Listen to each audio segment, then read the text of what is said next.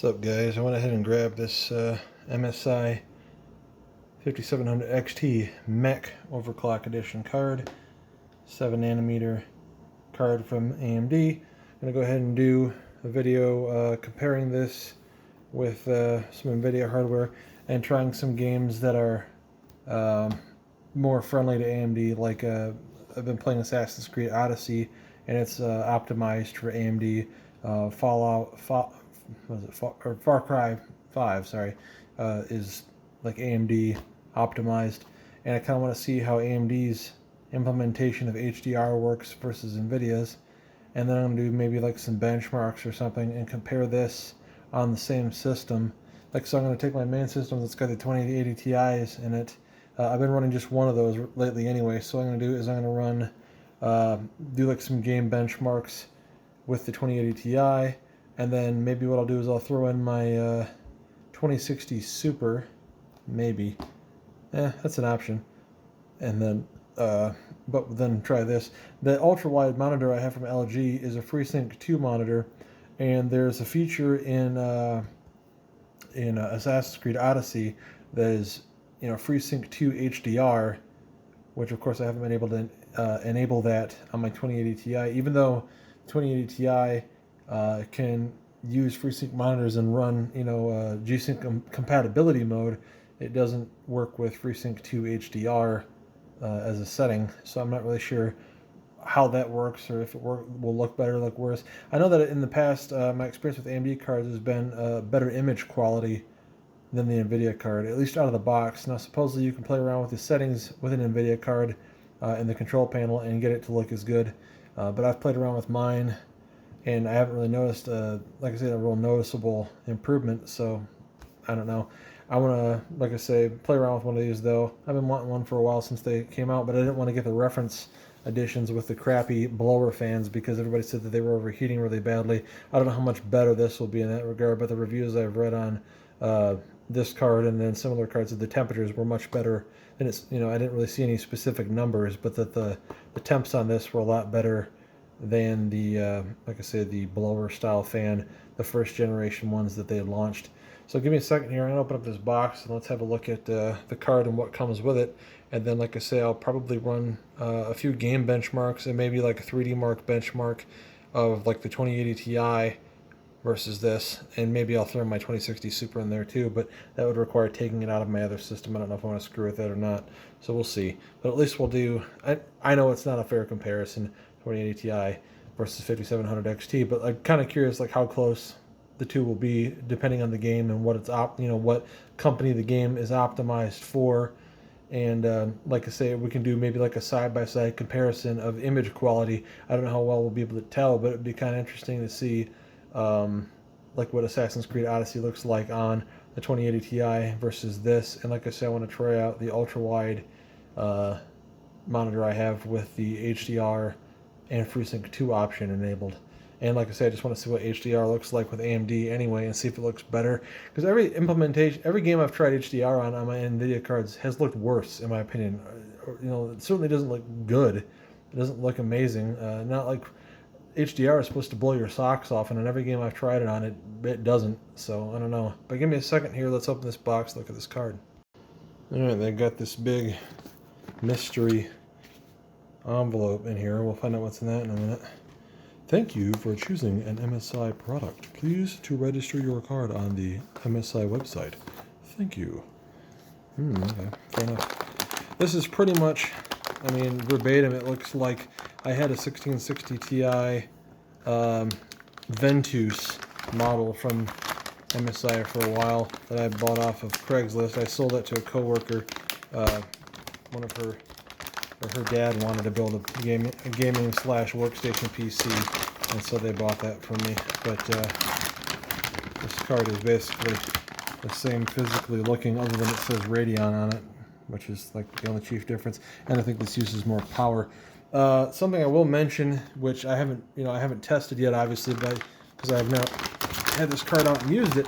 But some of the reviews I've been reading on the like on Amazon, for example, have kind of stated what I think I already knew about these, which is that they're really high on the amperage requirement. So even though it's, it's a 6-pin and an 8-pin, which is already pretty good in the power consumption, and it recommends a 600 watt supply on the box. I don't know the exact TDP usage. I could find that out, and if anybody wants to know, ask in the comment section. I'll try to look it up and figure out what it is. I think they probably use a couple hundred watts at least, but what they're hungry for is amperage. So you need to load balance the card, because what I was reading on Amazon, again, in some of the reviews, people were describing having problems with theirs, which was pretty much verbatim what I had had in the past with like the Vega 64s I'd used. I had a Vega 56 in a different system for a little while. What else did I have? I think that was it for the AMD cards where I had tried and had the same issue. But again, these people were describing the same problem, which is like system instability and eventual like blue screens and hangups.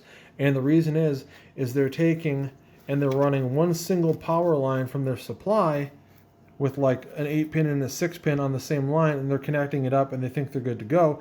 And that is too much amperage for a single line to handle. What you got to do is you got to take one power cable, run it from your power supply with an 8-pin on it, connect it here, and then a totally different power cable from your power supply and run a 6-pin to this.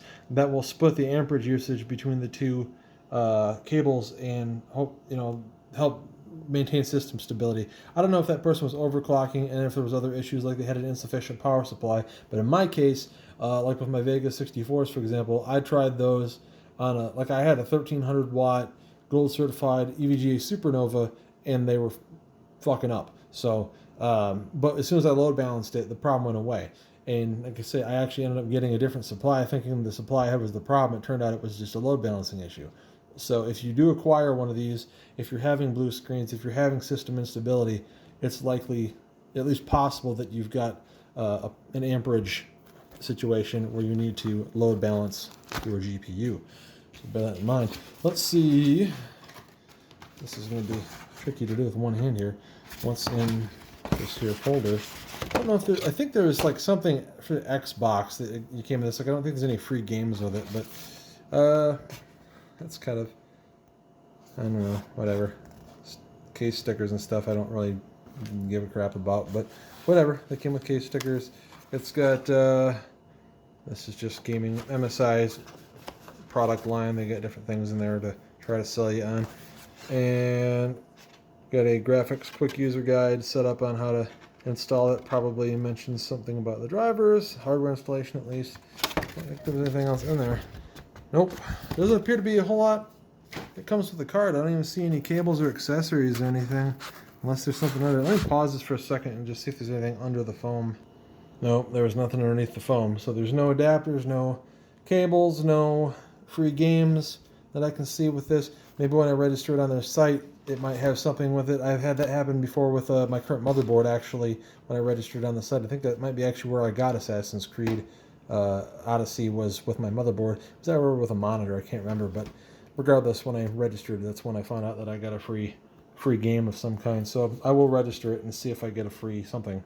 But that said, next up, I will go up and start probably doing some benchmarks with my 2080 Ti, and then I'll swap this card in and reinstall the drivers and try some benchmarks and games with this, and just kind of give you my final impressions.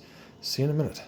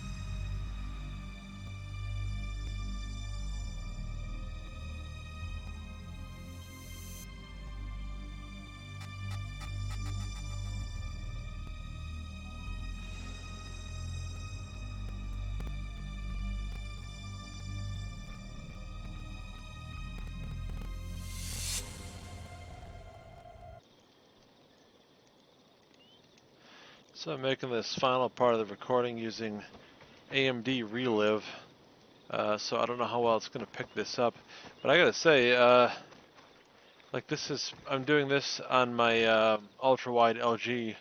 I've got HDR2 enabled down here, the FreeSync HDR2 setting turned on, and I mean, I'm not getting like incredible frame rates or anything, but it's about the same average I was getting on this with my 2080 Ti. It's like that was never getting good GPU utilization, and it looks really good. Again, I don't know how well you guys can see this, you know, in the recording, how well it'll pick it up, or if it'll really translate the HDR or not. But wow, it looks really a lot better. Now, oddly enough, though, like I tried Far Cry 5 on this, like I did the benchmark, as you guys saw a minute ago, and that looked worse to me on AMD, even though that game is also supposed to be optimized for AMD hardware. The Far Cry 5 HDR looked worse than the NVIDIA HDR, but this game it looks better. So it's sort of a weird wash how HDR is working. But I hope you guys found the information in the video useful. If you did, give it a thumbs up. Maybe give the channel a subscription if you feel like it. And let me know what you think in the comment section below. But you guys have a great one. Later. Thanks for watching. Please like and subscribe.